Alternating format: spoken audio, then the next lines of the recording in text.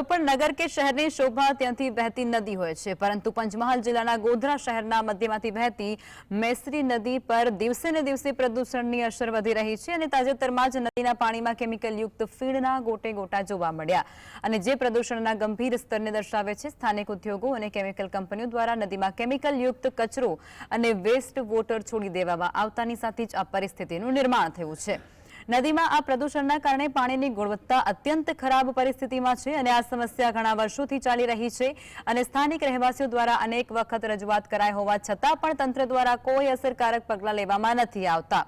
પ્રદૂષણના કારણે નદીમાં ગંદકી, દુર્ગંધ અને ફીણના ગોટે ગોટા સ્પષ્ટપણે જોવા મળી રહ્યા છે અને જે પર્યાવરણ અને આરોગ્ય માટે ગંભીર ખતરો છે। સ્થાનિક લોકોમાં આ મુદ્દે ભારે રોષ પણ છે, કારણ કે જળ સ્ત્રોતો આ રીતે દૂષિત થતા રહે તો પછી તેની સીધી અસર માનવી અને પ્રાકૃતિક સંસાધનો પર પડશે। સરકાર અને પ્રાદેશિક તંત્ર દ્વારા તાત્કાલિક અસરથી આ મુદ્દે કાર્યવાહી કરવી જોઈએ અને જેથી મેસરી નદી ફરી સ્વચ્છ બની શકે।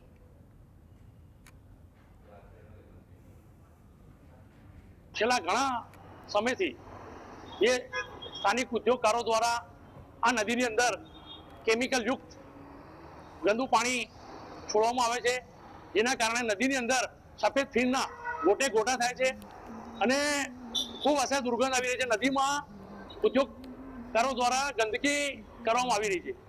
છેલ્લા ઘણા સમયથી મેથરી નદીને સ્વચ્છ સુંદર કરવા માટે અને એનું ડેવલપમેન્ટ કરવા માટે રિવરફ્રન્ટની જેમ મેથરી નદીમાં પણ ગોધરા શહેરની અંદર એનું ડેવલપ કરવા માટે માંગણીઓ થઈ રહી છે।